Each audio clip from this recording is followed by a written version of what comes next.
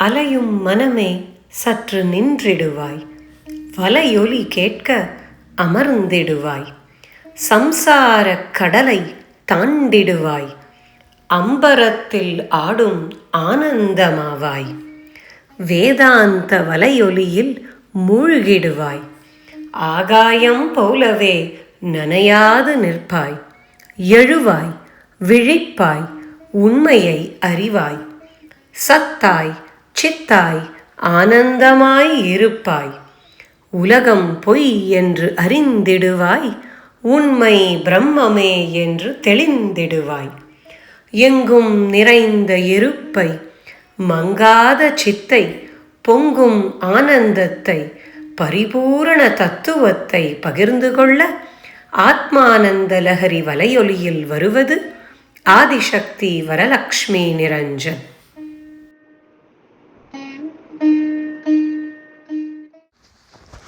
ஸ்ரீ குருப்யோ நமக. நாம் இப்போது கைவல்ய நவநீதத்தில் தத்துவ விளக்கப்படலத்தில் நம்ம 101வது பாடல், கடைசியான பாடல் இந்த படலத்துக்கு, அதுக்கு வந்துட்டோம். இந்த பதிவில் இந்த பாடலை பற்றி பார்த்துட்டு ஒரு சாரம், இது நாள் வரைக்கும் நாம் பார்த்த இந்த 30 வகுப்புகளில் நம்ம பார்த்த கைவல்ய நவநீத பாடல்களுடைய ஒரு சம்மரி, ஒரு சாராம்சத்தை பார்க்கலாம். பாடல் 101.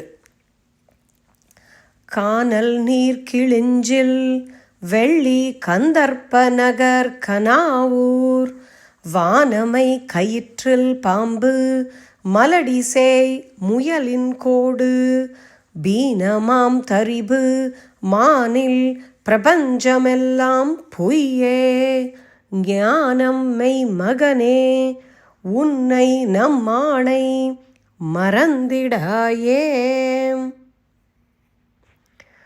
இந்த 101வது பாடல்ல என்ன சொல்ல வர்றாருன்னா, பிரம்மைவ சத்தியம் ஜகத் மித்யா, இதை தான் சொல்ல போகிறார். நம்ம இந்த பிரம்மைவ சத்தியம் ஜெகன் மித்யாங்கிறத திரும்ப திரும்ப திரும்ப கேட்டுருக்கோம். அதுக்கு 9 விதமான உதாரணங்களோட சொல்கிறார். இதுதான் கன்க்ளூட்டிவ் ஸ்டேட்மெண்ட் அப்படிங்கிற மாதிரி. நம்ம இப்போ ஒரு எஸ்ஸே எழுதுகிறோன்னா முகவுரை அப்படின்னு போட்டுட்டு அதுக்கப்புறம் அந்த பாடி எல்லாம் போட்டுட்டு கடைசியில் கன்க்ளூஷன் போடுறோமே, இதான் இந்த கன்க்ளூஷன். வேறு எதுவுமே மனசில் பதியலைனாலும் இது பதிஞ்சுட்டா போகிறோம். பிரம்மைவ சத்தியம் ஜெகத் மித்யா. இதில் எது முக்கியம்? பிரம்மன் சத்தியங்கிறது முக்கியமா, ஜெகத் மித்யாங்கிறது முக்கியமா அப்படின்னு நமக்குள்ள ஒரு கேள்வி வந்ததுன்னா, வாழ்நாளில் வாழும் பொழுது இந்த மாயையில் மாட்டிண்டு தவிக்கும் போது ஜெகத் மித்யாங்கிறத ஞாபகப்படுத்திகிட்டே இருக்கணும். அப்படி படுத்துட்டே இருக்கும்போது நமக்கு அந்த அமைதியான ஆனந்தம்ங்கிறது சுலபமாக வந்துடும். எப்போல்லாம் நம்மளுக்கு துக்கம் எழறதோ அப்போல்லாம் இந்த ஜெகத் மித்யாங்கிறத ஞாபகப்படுத்திட்டோன்னா அப்போ சொன்ன அந்த எஃப்ஐஆர் அது ரொம்ப சுலபமாயிடும். அதை பண்ண பண்ண பண்ண பிரம்மைவ சத்தியம்ங்கிறது ஆணித்தரமாக அப்புறம் பிரம்ம நிஷ்டையிலேயே நம்மளால் இருக்க முடியும். ஏன்னா இதை முதல்ல கற்றுக்கணும், அதுக்கப்புறமா பிரம்ம நிஷ்டையில் இருக்கணும் இல்லையா? ஸ்ரவணம், மனனம், அப்புறம் நிதித்தியாசனம். இப்போ அந்த அந்த விபரீத பாகம் போகிறதுக்கு நம்ம பாடின்னு நினச்சி நம்ம தவிக்கிறத போக்கணும்னா அந்த பிரம்ம நிஷ்டை வரத்துக்கு ஜெகன் மித்யாங்கிறது ரொம்ப முக்கியம். எதுக்கு இதை சொல்கிறேன்னா, ஜெகன் மித்யாங்கிறத பௌத்த மதம் இன்னும் ரொம்ப ஸ்ட்ராங்காக சொல்லும். நிறைய சமயம் இந்த வேதாந்தம் படிக்கும் பொழுது பௌத்த மதக்காரர்கள் சூன்யத்தை பற்றி பேசுகிறா அப்படின்னு நம்ம ஒதுக்கிடக்கூட முடியும். நிறைய வேதாந்தா டீச்சர்ஸுமே அதை ஒதுக்குவா, ஸ்டூடெண்ட்ஸும் ஒதுக்குவா. ஆனால் சுவாமி டிவி அடிக்கடி சொல்லுவார், பௌத்த மதத்துலேருந்து நம்ம கற்றுக்க வேண்டியது என்னென்னா ஜெகன் மித்யா. ஏன்னா அவள் பிரம்மத்தை பற்றி ரொம்ப பேசுறதில்ல, ஆனால் உலகம் பொய்ங்கிறத பற்றி நிறைய பேசுகிறார். பிரம்மத்தை பற்றி அவள் பேசாதனால நாம் அவள் அதை சூன்யம்னு சொல்கிறான்னு நினச்சிக்கிறோம். பௌத்தர்கள் எப்படியோ, ஆனால் புத்தர் அப்படி நினைக்கல. புத்தர் ஆத்மாவாதி தான், ஆனால் அவர் நிறைய ஆத்மாவை பற்றி பேசாமல் ஜெகன்மித்யாவை பற்றி பேசியிருக்கார். அதை சொல்கிறதுக்காக இப்போ நான் அந்த எக்ஸாம்பிளை சொன்னேன். இங்கே இந்த 101வது பாடலில் 9 உதாரணங்கள் சொல்கிறார். என்னெல்லாம் சொல்கிறார்? முதல்ல கானல் நீர். கானல் நீர் என்ன? மிராஜ். இல்லையா? நம்ம ரோட்டில் ட்ரைவ் பண்ணிகிட்டே இருக்கும்போது, அதுவும் நல்ல வெயில் காலத்தில் லேசாக ஒரு மழை பெஞ்சு அந்த மாதிரி இருக்கும்போது போயின்னு இருந்தோன்னா தூரத்தில் அங்கே அப்படியே தண்ணி தேங்கி இருக்கிற மாதிரியே இருக்கும். அதான் மிராஜ் இல்லையா, காணல் நீர். ஆனால் நம்மளுக்கு தெரியும் அது காணல் நீர்னு, அது தண்ணி இல்லைன்னு தெரியும், ஆனாலும் அது கண்ணுக்கு தெரியும். அதான் அதோட பியூட்டி. நம்மளுக்கு எப்படி இப்போ சூரியன் உதயம் ஆகலை, எப்பொழுதுமே சூரியன் இருக்குது, சூரியன் மறையலை, எப்பொழுதுமே சூரியன் இருக்குது அப்படின்னு தெரிஞ்சாலும் காலையில் 6 மணிக்கு சன்ரைஸ் ஆகுது, அதே மாதிரி ராத்திரி சன் செட் ஆகுது இல்லையா? அதை நம்ம பார்க்குறோம். அந்த விக்ஷேபம், அந்த சமஷ்டியுடைய மாயை சமஷ்டியில் விக்ஷேபமாக இருக்கிறது நமக்கு இருக்க தான் போகிறது. ஆனால் அது பொய்ங்கிறத நம்ம தெரிஞ்சுக்கணும். அதான் காணல் நீர் உதாரணம். அடுத்தது கிளிஞ்சில் வெள்ளி அப்படிங்கிறார். கிளிஞ்சில் வெள்ளி என்ன? அந்த பிரவருத்தி உதாரணம் அது. ஏன்னா அந்த பீச்சோரமாக நடந்து போயின்னு இருக்கும்போது தக தக தகன்னு ஒரு இது தெரியும். அந்த காயின் தெரிகிற மாதிரி இருக்க உடனே அது வெள்ளி காயின் நினச்சி நம்ம போய் பார்ப்போம். பார்த்தா அது சிப்பியாக இருக்கும். சிப்பியில் வெள்ளிங்கிறது அந்த அந்த பிரவருத்தி மார்க்கத்தை. ஏன்னா நம்ம தெரியும் இந்த உலகம் பொய்ன்னு தெரிஞ்சாலும் ஏதோ ஒரு ஆப்பர்ச்சுனிட்டி வருதுன்னா எனக்கு இது பண்ண பிடிக்குமே அப்படின்னு அதுக்கு போகிறோம். ஏதோ வேலையில் பண்ண பிடிக்கிறமேனு போகிறோம், ப்ரமோஷனை நோக்கி போகிறோம், இல்லைன்னா ஒரு புடவையை பார்த்து வாங்க போகிறோம். அது பொய்ன்னு தெரிஞ்சாலும் அது மேலே ஒரு ஆசை வச்சு அதை நோக்கி போகிறோம் இல்லையா? அதுதான் அந்த கிளிஞ்சில் வெள்ளி அந்த உதாரணம். அப்புறம் கந்தர்வ நகரம். கந்தர்வ நகரம் என்ன?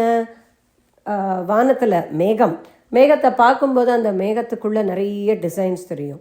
ஒரு யானை இருக்கிற மாதிரி இருக்கும், அப்புறம் ஒரு பூனை இருக்கிற மாதிரி இருக்கும், அப்புறம் ஒரு பூ இருக்கும், அப்புறம் ஒரு மங்கை இருப்பா. நம்மளுக்கு தெரியும் அதெல்லாம் பொய், அது வெறும் மேகம்னு. ஆனால் அதை அப்படியே வேடிக்கை பார்த்துட்டு இருப்போம். அதாவது டே ட்ரீம் எவ்வளோ பண்ணுறோம். இப்படி சொல்லிகிட்டே இருக்கும்போது ஃப்யூச்சரை பற்றி டே ட்ரீம் பண்ணிகிட்டே இருக்கோமே. நாளைக்கு ரிட்டையர் ஆனதுக்கப்புறம் நான் நிறைய வேதாந்தா படிப்பேன், இப்படி ஒரு டே ட்ரீம் எனக்கு அப்பப்போ வரும். வேதாந்தம் படிக்கிறதே நாளைங்கிறது ஒன்று இல்லைங்கிறத புரிய வைக்கிறதுக்காக இன்னைக்கு பாஸ்ட் இல்லை, ஃப்யூச்சர் இல்லை, ப்ரெசன்ட் மொமெண்ட்டுன்னு. ஆனால் அந்த டே ட்ரீம் நிறைய டைம் கிடைக்கும், அப்போ நிறைய வேதாந்தம் படிக்கலாம் அப்படின்னு மனசில் தோணும். அந்த மாதிரி அது கந்தர்வ நகரம். அப்புறம் கனாவூர், கனவு நகரம் இல்லையா? நம்ம கனவு என்ன? கனவில் நம்ம என்ன பார்க்குறோம்? தினப்படி இதெல்லாம் நம்ம அனுபவிச்சுட்டு இருக்கோம். வேதாந்தம் எக்ஸ்பீரியன்ஸை பற்றி பேசுறது இல்லை, ஒரு அப்ட்ராக்ட் நாலேஜ்னு நிறைய பேர் குறை சொல்லுவா. ஆனால் முழுக்க இது எக்ஸ்பீரியன்ஸ் தான். இதில் காணல் நீர் நம்ம பார்க்கறது இல்லையா? இல்லை கிளிஞ்சில்ல வெள்ளி நம்ம பார்த்தது இல்லையா? கந்தர்வ நகரம் பார்த்தது இல்லையா? கனவு தினம் கனவு வருது. அந்த கனவுல விதவிதமாக வருது. ஒரு நாள் அந்த கனவே இன்னொரு நாள் வரது இல்லை, புதுசாக நம்ம மனுஷால உருவாக்கின்னு இருக்கோம். அந்த மாதிரி அது கனவு. எதுக்கு கனவை சொல்கிறதுனா விழிப்பு நிலையே ஒரு கனவு அப்படின்னு தான் மாண்டூக்கியா சொல்கிறது இல்லையா? அதை நம்மளுக்கு ஞாபகப்படுத்துறதுக்காக கனாவூர் அப்படின்னு போட்டிருக்கு. கனவு நகரம் போலவும் அந்த விஸ்வம் தர்ப்பண திருஷ்யமான நகரி அந்த தட்சிணாமூர்த்தி ஸ்லோத்திரத்தில் அப்படி தான் வரும். அந்த நகரம் காத்தால் விழிக்கிறதே எப்படி ஒரு ஒரு ஒரு மிரரில் ஒரு இமேஜ் தெரிகிறதோ அந்த மாதிரி அப்படின்னு. இப்போ அடுத்தது என்ன சொல்கிறார்? வானமை, அதாவது வானத்தில் இருக்கிற நீல நிறம். நம்மளுக்கு அதுவும் இப்போ சயின்ஸ் நிறைய அட்வான்ஸ் ஆன உடனே தெரியும் அந்த வானத்துக்கு ஒரு நிறமே கிடையாது. அந்த நீல நிறம் அது இரவல் வாங்கின்னு இருக்கு. அதனால தான் அது மாறுறது இல்லையா? சம்டைம்ஸ் வெள்ளையாறுது, சம்டைம்ஸ் கருமேகமாறுது, ஆனால் நிறைய நேரத்தில் நீளமாக இருக்குது. அப்போ அந்த கடல்லேருந்து அந்த நீல நிறம் வருது. அது மாதிரிலாம் அதுக்கு தியரிஸ் இருக்குது. ஆனாலும் நம்ம என்ன சொல்கிறோம்? ஆஹா, அந்த ப்ளூ ஸ்கை எவ்வளோ அழகாக இருக்குது. இந்த மழைக்காலம் முடிஞ்சு இப்போ அப்படியே வெயில் அடிக்கும்போது இங்கே கலிஃபோர்னியாவில் அந்த மழை முடிஞ்சு வெயில் வந்தோடனே ஆஹா அந்த ப்ளூ ஸ்கை வந்துடுத்துன்னு அப்படி ஒரு சந்தோஷம். ஆனால் அந்த ப்ளூனஸ் உண்மை இல்லை அப்படின்னு தெரியும், ஆனால் அதை பார்த்தா ஒரு சந்தோஷம் வருது இல்லையா? அது அப்புறம் கயிற்றில் பாம்பு. அந்த உதாரணம் எதுக்கு சொல்கிறார்? அது நிவிருத்தி. சில துக்கத்தை பார்த்து நம்ம ஓடுறோம், ஐயோ பாம்பு அப்படின்னு ஓடுறோம், ஐயோ எனக்கு இது வேண்டாம் அப்படின்னு ஓடுறோம். அது துக்கமும் இல்லை, அதுக்காக சொல்லுறது. ஒரு உடம்புக்கு வந்துடுத்துன்னா ஐயோ எனக்கு உடம்புக்கு வந்துடுத்தேன்னு துக்கப்படுறோம், அதுவும் பொய். எப்படி சந்தோஷம் பொய்யோ அந்த மாதிரி துக்கமும் பொய். அந்த கயிறு அப்படின்னு ஒன்று இருக்கும் பொழுது அது மேலே நம்ம பாம்பை கற்பனை பண்ணிக்கிறோம். ஏன்? முன்னாடி நம்ம எங்கேயோ பாம்பை பார்த்துருக்கோம், அதுக்கு 3 வளைவு இருக்குது. இப்போ இந்த கயிறுக்கும் 3 வளைவு இருக்குது. அப்போ அந்த மைண்டு வந்து ப்ரொஜெக்ட் பண்ணிடுறது. அப்போ இண்டிவிஜுவலாக அது வந்து விக்ஷேபம். அப்போவே நம்ம வந்து சமஷ்டியாக பார்த்தோம் இல்லையா, அந்த சன்ரைஸ்லாம் வந்து சமஷ்டியாக வர விக்ஷேபம், இது வந்து இண்டிவிஜுவலாக வர விக்ஷேபம். ஏன்னா எனக்கு பாம்பு தெரியும், இன்னொருத்தர் பக்கத்தில் இருக்கிறவா வந்து இது போய் பாம்பா, இது கயிறு அப்படின்னு கையில் எடுப்பா. ஏன்னா அவளுக்கு தெரியாது. அதாவது இப்போ ஒரு துக்கம்னு, இப்போ பேஷண்ட்டே எங்கிட்ட வந்து ரொம்ப துக்கப்படுறது, எனக்கு இது வந்துடுத்தேன்னா நான் என்ன சொல்கிறேன், டாக்டராக இருக்கும்போது இதுக்கெல்லாம் நீங்கள் கவலைப்பட்டுக்காதீங்க, கொஞ்சம் எக்ஸசைஸ் பண்ணால் உங்களை சுகர் குறைஞ்சிடும், நான் ஒழுங்காக சாப்பிட்டா குறைஞ்சிடும், இல்லைன்னா டயாலிசிஸ்க்கு போக அதெல்லாம் ஆகாது எடுத்து சொல்கிறோம் இல்லையா. இன்னொருத்தர் எடுத்து சொல்லும்போது அந்த கயிறில் இருக்கிற பாம்பு போயிடுறது. இப்போ குரு வந்து நமக்கு இந்த உடம்புங்கிறதே ஒரு மாயை, நீ உடம்பு இல்லை, நீ டைம்லெஸ், நீ ஸ்பேஸ்லெஸ் அப்படின்னு எடுத்து சொல்லும்போது நமக்கு வந்து இந்த சம்சாரம்ங்கிற அந்த பந்தம் பண்ணுற அந்த அந்த பயம் வந்து போயிடுறது. அடுத்தது வந்து அதிரடியாக சொல்கிறார், மலடி சேய் முயலின் கோடு. அது ரெண்டும் வந்து அசத்துக்கு சொல்கிறது. மலடினாலே குழந்தை பிறக்காத அம்மா, அந்த மலடிக்கு பிறந்த குழந்தை. அது வந்து ஆதிசங்கரர் சொல்லுவார், மலடியின் சேய் பற்றி சொல்லிவிட்டு அப்புறம் முயலின் கோடு. முயலுக்கு வந்து எங்கே கொம்பு இருக்குமா, முயலுக்கு கொம்பே இருக்காது, அதை சொல்லுவார். அப்புறம் வந்து ஆகாயத்தாமரை, ஆகாயத்துலேருந்து கரைச்ச தாமரை, அதை வந்து அந்த மலடியின் சேய் வச்சுண்டு வரான், அந்த மாதிரி ஒரு சென்டென்ஸ் வரும். அதாவது அசத்து, இது மித்யா கூட இல்லை, இது இருக்கவே இருக்காது, அந்த மாதிரி இந்த உலகம் அப்படிங்கிறார். இதை நம்ம இந்த காலத்தில் வந்து கொஞ்சம் கேர்ஃபுல்லாக ஹேண்டில் பண்ணோம். முயலுக்கு கொம்பு வந்து கேட்டால் அழகாக அது வரைஞ்சி கொடுத்துடும். ஆனால் நம்ம இதுலேருந்து என்ன புரிஞ்சுக்கணுன்னா, இல்லவே இல்லாத விஷயம் கூட இருக்கிற மாதிரி தோண வைக்கிறது தான் மாயையின் ஒரு திறமை அப்படிங்கிறத நம்ம புரிஞ்சுக்கணும். பீனமாம் தரிபுனா பீனம்னா ஸ்டவுட், லைக் பருத்த உடம்பு மாதிரி இருக்கிறது. இங்கே வந்து பருத்த தடி, ஒரு பெரிய ஒரு ஸ்தம்பம், ஸ்தானு இருக்குது. அந்த ஸ்தானுவை ராத்திரி வேளையில் பார்த்தா என்ன நம்ம நினச்சிக்கிறோம், திருடம் வந்துட்டோம் அப்படின்னு நினச்சிக்கிறோம். இதுவும் இந்த கைவல்ய நவநீதத்திலேயே முன்னாடி ஒரு பாடலில் நம்ம இதை பற்றி பார்த்தோம், 20வது பாடலில் இதை பார்த்தோம், இதே எக்ஸாம்பிள். எதுக்கு அதெல்லாம் சொல்கிறது, இல்லாத ஒன்றுத்தில் இருக்கிற மாதிரி கற்பனை பண்ணிக்கிறோம். அதுதான் அந்த இல்லாத வத்துவை இருக்கும் ஒரு வத்துவில் ஓர்தல் அப்படின்னு அந்த அத்தியாசத்தை கொண்டு வரத்துக்கு தான் இந்த 9 உதாரணங்களை சொல்கிறார். சொல்லிட்டு எதெல்லாம், கானல் நீர், கிளிஞ்சில் வெள்ளி, கந்தர்வ நகரம், கனவு நகரம், ஆகாயத்தில் நீல நிறம், கயிற்றில் பாம்பு, மலடியின் மகன், முயலின் கொம்பு, பருத்த தடியில் ஒரு மனுஷன், இது போல பிரபஞ்சம் முழுவதும் பொய்யே, மித்யை ஆகும். இந்த ஜகத் மித்யா அப்படின்னு சொல்கிறதுக்கு இந்த 9 எக்ஸாம்பிளை சொல்கிறார். சொல்லிவிட்டு அப்புறம் என்ன சொல்கிறார், கடைசி வரியில் 3 லைன் வந்து பொய்ய சொல்கிறார். அதுக்கு தான் சொல்கிறேன், ஞானம் மெய்ங்கிறது புரிஞ்சுக்கணும், அதுதான் முக்கியம். ஆனால் அதுக்கு முன்னாடி ஃபஸ்ட்டு ஸ்டெப்பு, ஒரு முக்கியமான ஸ்டெப்பு, 9 out of 10 பண்ண வேண்டியது ஜகத் பொய் அப்படிங்கிறது தான். அதுக்கு தான் 3 லைனை அதுக்கு சொல்லிட்டு கடைசி வரியில் ஞானம் மெய் அப்படிங்கிறார். ஞான ஸ்வரூபமான பிரம்மமே உண்மை அப்படின்னு சொல்லி, மகனே மைந்தா அப்படின்னு சொல்லிட்டு, உன்னை, இந்த உண்மையை, இந்த ஆத்மஸ்வரூபமான உன்னை நம்மேல் ஆணை மறந்திடாதே. தன்மேலேயே ஆணையாக போட்டுக்கிறார். ஏன்னா அது வந்து இந்த பகவத்கீதையில் வந்து அவர் வந்து இதை மாற்றுவார், டியூனை மாற்றுவார். ஏன்னா அந்த அனுஷ்டுப்லேருந்து அந்த இதை மாற்றும் பொழுது நம்மளோட அட்டென்ஷன் வரும், அதுக்காக தான் அதை மாற்றுறார். அதே மாதிரி இங்கே வந்து என்மேல் ஆணை அப்படின்னு குரு சொல்லும்போது அப்படி தூங்கின்னு இருந்தால் கூட நம்ம முழிச்சுப்போம். அதை சொல்லி ஜகத்து மித்யா பிரம்மைவ சத்தியம் அப்படிங்கிறத எடுத்து சொல்கிறார். மீராபாயி ஒரு பாட்டு வரும், அவள் வந்து அந்த பவசாகரத்தை எப்படி கடக்கணும்னு நான் தவிச்சுண்டு நான் வந்து கேட்டேன், குரு நான் எப்படி என்ன ஸ்ட்ரோக் பண்ணி இந்த பவசாகரத்தை, இந்த ஓஷன் அப்படியே இந்த கடல், அந்த சம்சார கடலில் நீந்துவேன், ஃப்ரண்ட் ஸ்ட்ரோக் பண்ணுவேனா இல்லை பேக் ஸ்ட்ரோக் பண்ணுவேனா, ஃப்ளோட் பண்ணுவேனா, எப்படி ஸ்விம் பண்ண போகிறேன் அப்படின்னு கேட்குறா. கேட்டதுக்கு அந்த குரு வந்து அப்படி ஒரு சாகரமே இல்லையே அப்படின்னு விடுறார். ஜெகத்தே இல்லையே, அப்போ வந்து இதுவே இல்லை, பந்தமே இல்லையே, அப்படின்னா எதுக்கு மோட்சம், சம்சாரமே இல்லையே அப்படின்னு ஒரே போடு போட்டுவிட்றார். அதை அவள் பாடுவோம். இப்படி ஒரு அந்த சம்சாரம்ங்கிறதே ஒரு அந்த ஓஷனே இல்லை, அது ஒரு நோஷன்னு சொல்லி என்னை விடுதலை பண்ணிட்டேலேன்னு பாடுவோம். அந்த மாதிரி இந்த உலகம்ங்கிறது வந்து ஒரு பொய்யான தோற்றம், பிரம்மமே சத்தியம் அப்படிங்கிறத நம்ம புரிஞ்சுக்கணும் அப்படிங்கிறது தான் இந்த பாடல். நம்ம வந்து திருக்குறளில் வந்து மெய்ப்பொருள், மெய் உணர்வு அறிதல்னு ஒரு அதிகாரமே இருக்குது. இந்த 10 குறளையும் முடிஞ்சால் நம்ம மனப்பாடம் பண்ணணும்.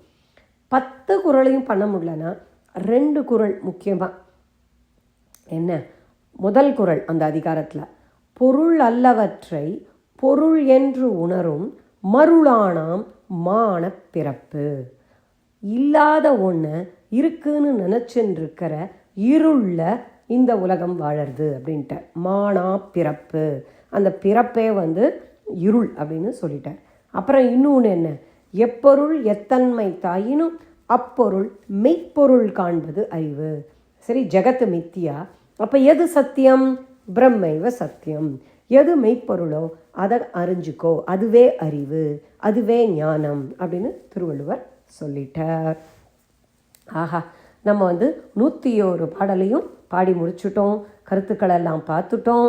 அகோபாகியம் அகோபாகியம், குருவுடைய அனுகிரகத்தால் தான் இதை நம்மளால் பண்ண முடிஞ்சுது. இப்போ ஒரு குயிக்காக ஒரு சம்மரி மாதிரி இதுவும் சுவாமி ஓம்காரானந்தா அழகாக சொல்லியிருக்கார். அதை தான் நான் ரிப்பீட் பண்ணுறேன். இந்த வேதாந்த இதில் வந்து அந்த பிளேஜரிங்கிறதே கிடையாது. எப்படி குரு சொல்லியிருக்காரோ அதையே தான் சிஷ்யர் சொல்லுவாள். அது வந்து தப்பே கிடையாது. குருவுடைய அனுகிரகத்தால் அவங்க சொன்னதையே நம்ம வந்து திரும்ப மற்றவங்களுக்கு சொல்லித்தரோங்கிற மூலமாக நாமே கற்றுக்கிறோம். அதான் இங்கே இப்போ பார்த்தோன்னா முதல்ல என்ன பார்த்தோம், பாயிரம் பார்த்தோம். பாயிரம் வந்து 7 பாட்டு இருந்தது. இப்போ நான் அதை வந்து கொஞ்சம் மெதுவாக சொல்கிறேன், எழுதிக்கணுன்னாலும் எழுதிக்கலாம். நான் வந்து இந்த பாட்காஸ்டுடைய அந்த லிங்க்கில் அந்த இதுலேயும் டேபிள்லேயும் இதை போட்டுவிட்றேன். முதல் பாட்டு வந்து பிரம்ம நமஸ்காரம், அதாவது நிர்குண பிரம்மத்தை நமஸ்காரம் பண்ணுறோம். ஏன்னா வாழ்த்துங்கிறது ரொம்ப முக்கியம். இங்கே வந்து நம்ம வேதாந்தம் நிர்குணத்தை பற்றி தான் பேச போகிறோம். அதனால் அந்த நிர்குண பிரம்ம நமஸ்காரம் அதான் முதல் பாட்டு. 2லேருந்து 4 வரைக்கும் 2, 3, 4 பாட்டு வந்து குரு வந்தனம். ஏன்னா இந்த வேதாந்தத்தை நம்மளுக்கு சொல்லி கொடுக்குற குருவை நம்ம நமஸ்காரம் பண்ணுறோம். அடுத்தது 5வது வந்து அதிகாரி லக்ஷணம், அது சொல்லப்பட்டது. இந்த வேதாந்தத்தை படிக்கிற அதிகாரியுடைய லக்ஷணம் சொல்லப்பட்டது. 6வது வந்து இந்த விஷயம் வஸ்து தந்திரம் சொல்கிறேன்னு சொன்னார். அந்த வஸ்து உடைய பிரயோஜனம், அதை புரிஞ்சுக்கிறதுனால என்ன லாபம் அப்படின்னு மந்த அதிகாரிக்கும் விளங்கும்னு சொன்னார். அப்புறம் விஷயத்துடைய பிரயோஜனத்தை சொல்கிறார். அதுக்கப்புறம் 7வது வந்து விஷயத்தோட பிரிவுகள், அதாவது தத்துவ விளக்க படலம், அப்புறம் சந்தேகம் தெளிதல் படலம்னு 2 படலமாக கொடுக்க போகிறேன் அப்படின்னு சொன்னார். இதான் முதல் 7 பாட்டு. இந்த 7ம் சேர்ந்து பாயிரம். அதுக்கப்புறம் நம்ம வந்து 5 10 வந்தோம். ஒரு பதிவுலேயும் நமக்கு ஒரு 5 10 வரும். ஆனால் இங்கே வந்து டாபிக்ஸ் அப்படின்னு பார்த்தோன்னா கிட்டத்தட்ட ஒரு 15 டாபிக்ஸாக இதை பிரிக்கலாம். இப்போ முதல் 5, 1லேருந்து 5 வரைக்கும் அப்படின்னு வந்தால் அது வந்து வேதாந்தம் படிக்க தகுதிகள், அந்த சாதன சதுஷ்டயம், அந்த 4 அந்த தகுதிகளை பற்றி தான் முதல் 5 பாட்டு சொல்லிட்டு. அப்புறம் என்ன பார்த்தோம், 6லேருந்து 10 வரைக்கும் அந்த சிஷ்யன் வந்து குருவை அணுகிறான். ஏன்னா இது கான்வர்சேஷன் மோடில் தான் இந்த ஃபுல்லாக சொல்லப்பட்டிருக்கு. அந்த எப்படி குருவை போய் அணுகணும், எப்படி ஒரு நம்பிக்கை இருக்கணும், ஒரு ரெஸ்பெக்ட் இருக்கணும், அதுக்காக அந்த குருவாம அணுகிற அந்த செக்ஷன். அதுக்கப்புறம் 11லேருந்து 17 வரைக்கும், இங்கே 5 போகாது, அதனால் கவனமாக பாருங்க. 11லேருந்து 17 வரைக்கும் ஆத்ம ஞானத்தின் அவசியம் சொல்லப்பட்டது. ஏன் ஞானத்தினால தான் மோட்சம் அப்படிங்கிறத இங்கே நிரூபணம் பண்ணப்பட்டது. கர்மாவாலேயோ பக்தியாலேயோ உனக்கு மோட்சம் கிடைக்காது. கர்மாவும் நல்ல கர்மா பண்ணி கர்ம யோகம் பண்ணி சித்த சுத்தி வேணும், அப்புறம் பக்தியும் வேணும். ஆனால் ஞானம் இருந்தாலொழிய மோட்சம் கிடைக்காது. ஆத்ம ஞானத்தின் அவசியம். அதுக்கப்புறம் 18லேருந்து 37 வரைக்கும், 37வது பாட்டு வரைக்கும் அந்த அத்தியாரோபம் அபவாதம், அதுதான் அந்த அத்தியாரோபம், அந்த கிரமம் சொல்லப்பட்டது. அத்தியாரோப கிரமம், அதாவது இப்போ படைப்பு எப்படி சிருஷ்டி வந்தது அப்படின்னு ஆரம்பித்து, அந்த படைப்பு ஒரு கற்பனை தான், அது ஒரு கிரமா, ஒரு கிரியான்னு சொல்லலாம். ஆனால் அதை முறையாக நம்மளுக்கு சொன்னான் எப்படி வந்தது அப்படின்னு, அந்த பஞ்சீகரணம் அதெல்லாம். அடுத்தது இப்போ அத்தியாரோபம் பண்ணியாச்சுன்னா அடுத்தது அப்பவாதம் பண்ணணும். 38லேருந்து 40 வரைக்கும் அப்பவாதம் பண்ணார். இந்த படைப்பு கற்பனையை நீக்கும் முறை, அதுவும் ஸ்டெப் பை ஸ்டெப்பு இருக்குன்னு முதல்ல ஸ்டெப் பை ஸ்டெப் காமிச்சிட்டு அதை நீக்கினார். எப்படி அது பொய் அப்படிங்கிறத நம்மளுக்கு, அதாவது மித்யா அப்படிங்கிறத சொல்லி கொடுத்தார். அடுத்தது 41லேருந்து 45 வரைக்கும் இந்த மாயையுடைய ஆவரண சக்தி பற்றி விசாரம் பண்ணார். இந்த மூடல் அப்படின்னு சொல்கிறாளே, அந்த திரோதானம், அதை பற்றி ஆராய்ச்சி பண்ணார். அது வஸ்டா விக்ஷேபம் வஸ்டா அப்படின்னு, அது எது மோசம் அப்படின்னு. அடுத்தது 46லேருந்து 50வது பாட்டு வரைக்கும் விக்ஷேப சக்தியை பற்றி விசாரம் பண்ணார். விக்ஷேப சக்தி நம்மளுக்கு அனுகூலமாக இருக்குது. விக்ஷேபத்தினால் தானே இந்த உலகம் இருக்குது. அப்போ தானே இங்கே குரு இருக்கா, சிஷ்யா இருக்கா, கைவல்ய நவநீதம் இருக்குது. அது அனுகூலமாக இருக்குது. அதனால் ஆவரணத்தை தான் நீ நீக்கணும், விக்ஷேபத்தை நீ நீக்க வேண்டாம் அப்படின்னு சொன்னார். அதுக்கப்புறம் 51லேருந்து 56 வரைக்கும் 7 நிலைகள் அதை பற்றி சொன்னார். அந்த 7 நிலைகள் என்ன, இப்போ குயிக்காக நம்ம ரீகேப் பண்ணணும்னா, அஜ்ஞானம், அப்புறம் 2வது இந்த மூடல் ஆவரணம், 3வது விக்ஷேபம், 4வது பரோக்ஷ ஞானம், 5வது அபரோக்ஷ ஞானம், அதுக்கப்புறம் சோக நிவர்த்தி, 6வது தழல் கெடல் சோக நிவர்த்தி, 7வது குறைவிலா நிறைவு, அந்த திருப்தி. ஸோ அஜ்ஞானத்தை போக்கணும். எப்படி இந்த ஆவரணம் விக்ஷேபம் தெரிஞ்சுண்டு ஆவரணத்தை நீக்கிறோம். பரோட்ச ஞானமாக இருக்கும், அப்புறம் அதை அபரோக்ஷ ஞானமாக ஆக்கிக்கணும். அப்போ சோகம் போயிடும், அமைதியான ஆனந்தம் கிடைச்சிடும். அது 56 வரைக்கும். அதுக்கப்புறம் இப்போ தத்துவமசி வந்துடுத்து. 57லேருந்து 75 வரைக்கும் மகா வாக்கியம் தத் துவம் அசி, அது மூலமாக விசாரம் பண்ணி ஆத்ம அத்வைத பிரம்ம ஸ்வரூபத்தை நிரூபணம் பண்ணுறார். ஏன்னா அப்படி தான் நம்மளுக்கு ஸ்டெப் பை ஸ்டெப் சொல்லி கொடுக்கும்போது அந்த துவம் பத விசாரம் பண்ணி, தத்துவ பத விசாரம் பண்ணி, அசி பண்ணி, எப்படி அந்த ஒன்னஸ் அப்படிங்கிற அந்த அத்வைத்தம், ஏகமேவ அத்வைத்தம், அங்கே 2வதே கிடையாது அப்படிங்கிறத, அந்த பிரம்மஸ்வரூபத்தை, அதாவது பரோட்சமாக இருக்கிறத இப்போ நம்ம அபரோக்ஷமாக்கிக்கணும். பிரம்மம் தான் சத்தியமா, சரி சரி, பிரம்மம் எங்கே இருக்குது, அதுவும் அந்த ஆல்டரில் இருக்குது, என்னோடய கோவிலில் அந்த உள்ள கர்ப்பகிரகத்தில் இருக்குது. அப்படி இல்லை, இங்கே எனக்குள்ளே இருக்குது, நான் நினச்சின்னு இருக்கேனே அதுதான் பிரம்மம். என்னோடய பர்சனாலிட்டிங்கிறது அந்த துவம் பதம்ங்கிறது அதை அந்த ஈக்குவேஷனை பற்றி நம்ம பார்த்து அதை நம்ம துவம்சம் பண்ணிடுறோம். ஏன்னா இங்கே freedom from the person, freedom for the person இல்லை, அந்த பர்சனாலிட்டிலேருந்து தான் ஃப்ரீடம். அதுக்கு தான் இந்த தத்துவமசி வாக்கியம் ரொம்ப ரொம்ப முக்கியமாக இருக்குது.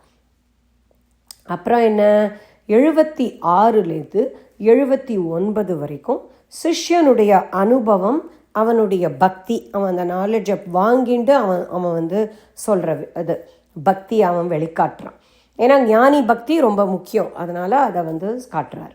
அப்புறம் 80லேருந்து 86 வரைக்கும் ஞானத்திற்கு ஏற்படும் 3 தடைகளை பற்றி சொன்னார். ஏன்னா அந்த தடைகளையும் சொல்லி அதை நீக்கும் உபாயத்தையும் சொன்னார். இந்த அஜ்ஞானம், அதுக்கு தான் ஸ்ரவணம் பண்ணணும் அப்படின்னு. அப்புறம் சந்தேகம், அதை தெளியறதுக்கு தான் மனனம் பண்ணணும். அப்புறம் திரிபு இல்லைன்னா விபரீத பாவனை, அது போக்குறதுக்கு நிதித்தியாசம் பண்ணணும். ஸ்ரவண மனன நிதித்தியாசனம், அதை நீக்கும் உபாயம், அதை சொன்னார் 86 வரைக்கும். அப்புறம் இப்போ கடைசியாக 87லேருந்து 94 வரைக்கும் ஜீவன் முக்தன் லக்ஷணம் சொன்னார். ஜீவன் முக்தன்னா யார் அப்படின்னு அவளை பற்றிலாம் சொன்னார். அந்த விதங்கள்லாமும் நம்ம படித்தோம். வரன், வரியான், வரிஷ்டன் அதெல்லாம் படித்தோம். அப்புறம் 95 வந்து ஜீவன் முக்தனோட மகிமை, அவளுக்கு நம்ம ஞானிக்கு சேவை செய்யணும் அப்படிங்கிறத பற்றி சொன்னார். அதுக்கப்புறம் 96லேருந்து 99 வரைக்கும் அந்த விதேக முக்தி ஸ்வரூபம், அதாவது அந்த கர்மா போயிடும், நீ இனிமேல் திரும்பி பிறக்க மாட்ட, ஞானம் வந்துடுத்துனா உனக்கு பிறப்பு மறுபிறப்பு கிடையாது அப்படிங்கிறத புரிய வைக்கிறதுக்கு விதேக முக்தி ஸ்வரூபம் சொன்னார். அப்புறம் 100, 101 நிறைவுரை. நம்ம நிறைவுரையில் என்ன பார்த்தோம்? பிரம்மைவ சத்தியம் ஜெகத் மித்யா அப்படிங்கிறதுக்கு அந்த 9 உதாரணங்கள் அதை சொன்னார் இப்போ 101வது பாட்டில். அப்புறம் அந்த 100வது பாட்டு போது என்ன சொன்னார்? அந்த அந்த கட்டாகாஷ்டம் அந்த மாதிரி அதை காமிச்சு எப்படி இந்த உடல்பை எடுத்துனாலும் நீ டைம்லெஸ்ஸாக இருப்ப. அந்த அந்த பரோட்ச ஞானத்தை அபரோக்ஷமாக ஞானமாக மாற்றி அதை நம்மளுக்கு அப்படியே உள்ளங்கை நெல்லிக்கனியாக அப்படி கொடுத்துட்டார். கைவல்ய நவநீதம் அப்படியே வெண்ணெய் மாதிரி அப்படியே திரட்டி அப்படியே வாயில் போட்டுண்டா கரைஞ்சு நம்மளுக்கு சுலபமாக டைஜஸ்ட் ஆகிறதுக்கு அவர் ரொம்ப அழகாக இந்த தாண்டவராய சுவாமிகள் கைவல்ய நவநீதத்தை நமக்கு அளித்திருக்கிறார். இதை குருவுடைய அனுகிரகத்தினால நம்ம இத்தனை நாள் சொல்ல முடிஞ்சது. அஹோபாகியம். இப்போ நம்ம என்ன பண்ணணும்னா இந்த 1000 எழுத்தையும் படிச்சுட்டு திரும்பி அந்த முதலாவது தத்துவ விளக்கப்படலம் முதல் ஸ்லோகத்தையும் படித்தோன்னா, முதல் பாடலையும் படித்தோன்னா அதுதான் சம்பிரதாயம். ஏன்னா திரும்ப இது கண்டினியூ ஆகணும். ஒரு தடவை படிச்சுட்டா எனக்கு கைவல்ய நவநீதம் படிச்சுட்டேன்னு நம்ம புத்தகத்தை மூடி வச்சிட முடியாது. திரும்ப திரும்ப படிக்க படிக்க அந்த ஸ்ரவணம் பண்ண ஞானம் ஊர்ஜிதமாகி அறியாமை நீங்கி நம்மளுடைய சந்தேகங்கள்லாம் தெளிய பெற்று விபரீத பாவனை எல்லாம் அப்படியே போய் நம்ம அந்த ஆத்ம நிஷ்டையில் பிரம்ம நிஷ்டையில் இருக்கிறதுக்கு நம்ம பகவானை வேண்டிண்டு, இதை கேட்குறவா எல்லாருக்கும் ஞானம் கிடைக்கட்டும் அப்படின்னு பகவானை வேண்டிண்டு அந்த ஆத்ம சைத்தன்யத்தை வேண்டிண்டு இந்த பதிவை நான் முடிக்கிறேன். 7,000 பாடல்களையும் பாடி முதல் பாடலையும் பாடி முடிக்கிறேன். பொன்னிலம் மாதர் ஆசை பொருந்தினர் பொருந்தார் உள்ளந்தன்னில் அந்தரத்தில் ஜீவசாட்சி மாத்திரமாய் நிற்கும் எந்நிலங்களிலும் மிக்க எழுநிலம் அவற்றின் மேலாம் நன்னிலம் மருவும் ஏகநாயகன் பதங்கள் போற்றி. இன்று அழித்து அழிக்கும் செய்கைக்கு ஏதுவாம் அயனாய் மாலாம் ஆன்ற ஈசனுமாய் தானே அனந்த மூர்த்தியுமாய் நிற்கும் பூன்ற முத்தனுமாய் இன்ப புணரி ஆதவனாய் நாளும் தோன்றிய விமலபோத ஸ்வரூபத்தை பணிகின்றேனே.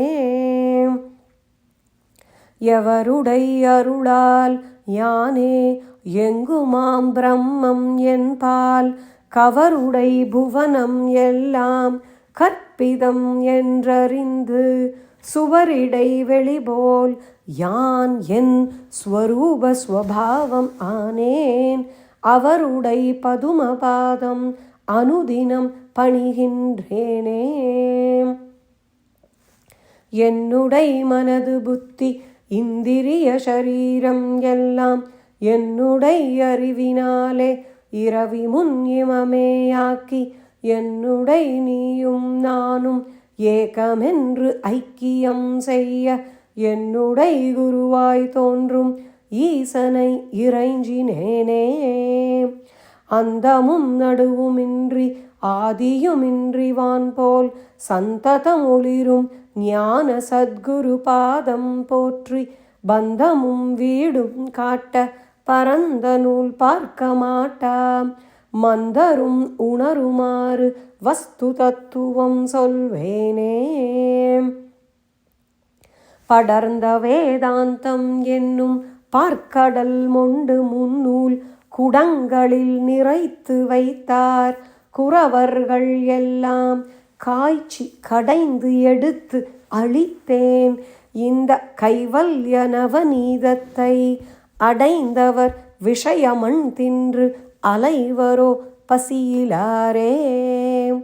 முத்தனை வெங்கடேச முகுந்தனை என்னை ஆட்கொண்ட கர்த்தனை வணங்கிச் சொல்லும் கைவல்ய நவநீதத்தை தத்துவ விளக்கம் என்றும் சந்தேகம் தெளிதல் என்றும் வைத்திருபடலமாக வகுத்துரை செய்கின்றேனே. இப்போதான் நம்ம எல்லாத்தையும் பார்த்ததுனால இந்த பாயிரம் இப்போ அப்படியே உள்ளங்கை நெல்லிக்கனி மாதிரி உங்களுக்கு அப்படியே படிக்க படிக்க புரியும். இந்த கைவல்ய நவநீதத்தை பாராயணம் பண்ணுறது, முற்றோதல் பண்ணுறதுக்குன்னு அந்த கிராமங்கள்லாம் கைவல்ய நவநீத மாதர் சங்கம்னு ஒன்று இருக்குதுன்னு சுவாமிஜி தான் சொன்னார். அந்த மாதிரி நம்ம முடிஞ்சால் அப்பப்போ இதை பாராயணம் பண்ணணும். ஏன்னா நம்ம தமிழில் இருக்கும்போது நம்ம இதை சொல்ல சொல்ல சொல்ல நமக்கு இதை அப்படியே சுலபமாக அப்படியே மனசுக்குள்ளே புரிஞ்சிடும், தெளிவாக தெரியும்.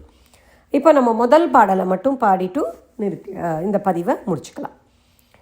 தத்துவ விளக்கப்படலம் பாடல் 1. நித்திய அனித்தியங்கள் நிர்ணயம் தெரி விவேகம் மத்திய இகபரங்கள் வருபோகங்களில் நிராசை சத்தியம் உரைக்க வேண்டும் சமாதி என்று 6 கூட்டம் முக்தியை விரும்பும் இச்சை மொழிவார் சாதனம் இந்நான்கே. ஸ்ரீ குருபியோ நமக. குருநாதர் அருளால் நம்ம இந்த கைவல்ய நவநீத தத்துவ விளக்கப்படலத்தை இன்னையோட முடிச்சுக்கிறோம். நமக்கு நேரமும் சக்தியும் இருந்தால் சந்தேகம் தெளிதல் படலத்தை தொடர்ந்து படிப்போம். இல்லைனா வேறு ஏதாவது ஒரு டெக்ஸ்டையும் எடுத்து படிக்கலாம். இந்த முதல்லேருந்து நாம் இன்னொரு வகுப்பு ஆரம்பிச்சிருக்கோம். அது வாரம் தத்துவபோதா வகுப்பு. அது ஆங்கிலத்தில் நடக்கிறது. மேற்கொண்டு தமிழ் வகுப்பு என்ன அப்படிங்கிறதையும் நம்ம அறிவிக்கலாம். இப்பொழுது இந்த பதிவோட இந்த தத்துவ விளக்கப்படலத்தை நிறைவு செய்து கொள்கிறேன். நிறைவு பிரார்த்தனை பண்ணி இந்த பதிவை முடிச்சுக்கிறேன். நிறைவு பிரார்த்தனை. அறிவிலே தெளிவு, நெஞ்சிலே உறுதி, அகத்திலே அன்பினோர் வெள்ளம், பொறிகளின் மீது தனி அரசாணை, பொழுதெல்லாம் நினது பேரருளின் நெறியிலே நாட்டம், கருமயோகத்தில் நிலைத்திடல் என்றிவை அருளாய், குறிகுணம் ஏதும் இல்லதாய் அனைத்தாய் குலவிடுதனி பரம்பொருளே. எண்ணிய முடிதல் வேண்டும், நல்லவே எண்ணல் வேண்டும், திண்ணிய நெஞ்சம் வேண்டும், தெளிந்த நல்லறிவு வேண்டும், பண்ணிய பாவமெல்லாம் பருதி முன் பனியே போல நன்னிய நின்முன் இங்கு நசித்திடல் வேண்டுமன்னாய். ஐயனே எனதுள்ளே நின்று அனந்த ஜன்மங்களாண்ட மெய்யனே உபதேசிக்க வெளிவந்த குருவே போற்றி. உய்யவே முக்தி நல்கும் உதவிக்கோர் உதவினாயேன், செய்யுமாறொன்றும் காணேன் திருவடி போற்றி போற்றி. மூர்த்தி எல்லாம் வாழி எங்கள் மோனகுரு வாழி, அருள் வார்த்தை என்றும் வாழி அன்பர் வாழி பராபரமே. ஓம் சாந்தி சாந்தி சாந்தி.